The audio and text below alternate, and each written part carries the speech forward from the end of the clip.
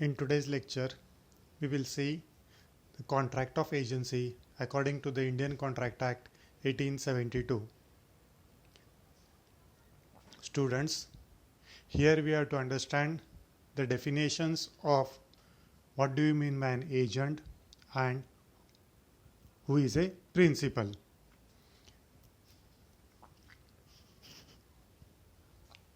We have to understand that an agent is a person employed to do an act for another or to represent another in dealing with third person. Very simple to understand. An agent is a person who does an act for another person while dealing with the third person.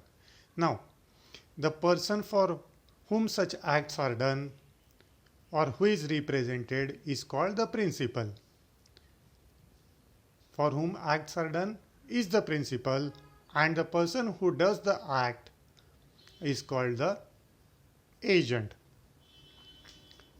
Now, such contracts which creates the relationship as a principal and agent is called as the contract of agency.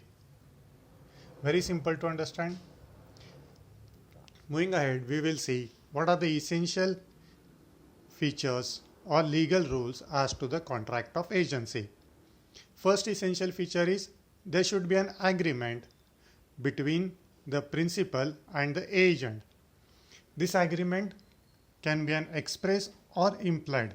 As we have studied in our previous lecture, that express agreement means either by spoken or written. So first essential feature is agreement should be there, and implied agreement means depending upon the circumstances of the case. Second essential feature is the agent must act in the representative capacity. What does it mean? It means that he should follow the orders or the directions of the principal. He should not act on his own or in his interest, self-interest. The third essential feature is the principal must be competent to contract. That is, he should fulfill all the essential conditions of a valid contract. Who? The principal. The fourth essential feature is the agent need not be competent to contract. Say for example, a wife is purchasing some clothes for the husband. Here, wife is acting in the best interest of the husband, and as such an agency is created.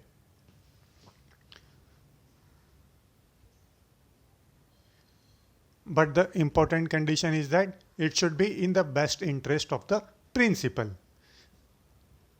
And the last important feature is that the consideration is not necessary for creating an. For example, if somebody is acting in good faith, the third party will assume that he is the agent to the principal. So there is no consideration as such in such a case. For example, take the relationship between the wife and a husband. Wife is acting in good faith for the husband. It is assumed that she is the agent to the principal. In such condition, there is no consideration. Consideration means value to the agent given who is acting for the principal. Now, we will see the general rules of agency. First rule is that whatever a person can lawfully do himself, he may do the same through an agent. What does it mean? A person, what he can do by himself, he can get it done through other. This is a very simple rule to become an agent or to employ an agent. Second important rule is he who acts through another does by himself. So these are the two important rules as to rules of agency. Now,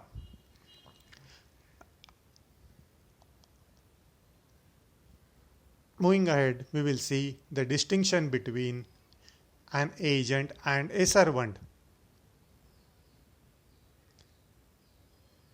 An agent, he has the authority to create commercial relationship between the principal and the third party. What does it mean? That there is commercial interest of the agent, while in case of servant, he ordinarily has no such authority. Second distinction between agent and servant is he may work for several principal at a time. An agent can work for several principals, while in case of servant, he ordinarily work for one master at a time. Next important condition is, or the distinction is, he usually gets commission, agent, while in case of servant, he usually gets salary and wages.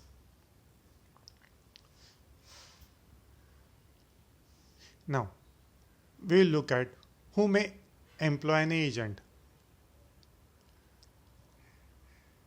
Any person who is of the age of majority according to the law to which he is subject and who is of sound mind may employ an agent. Very simple to understand. Who may employ an agent? Who fulfills all the essential conditions of a valid contract. He is the age of majority. He is of sound mind. He is doing for a lawful object. May employ an agent. And second is, who may be an agent? As between the principal and the third party, persons or any person may become an agent. Anyone can become an agent for the principal. Very simple to understand. Now, we will see how an agency is created. Modes of creating an agency. There are three broad classifications or distinctions on how agency is created: by express authority, by implied authority, and by ratification. By express authority means very simple, either written or spoken words, an agency been created. By implied authority means depending upon the circumstances of the case, agency is created. These are again of three types: by estoppel, by holding out, by necessity. And the third way of classification or creation of agencies by ratification means that is by giving consent to the acts of the agent. Agency can be created. In our next lecture, we will see how agency is created by implied authority. That's all for today. What we have learned today is, what do you understand by an agent? Who is an agent and a principal? What is the relationship between the agent and the principal? What is the difference between an agent and a servant? And who can employ an agent? What are the different conditions by which agency can be created, or the test of agency? That's all for today. Thank you.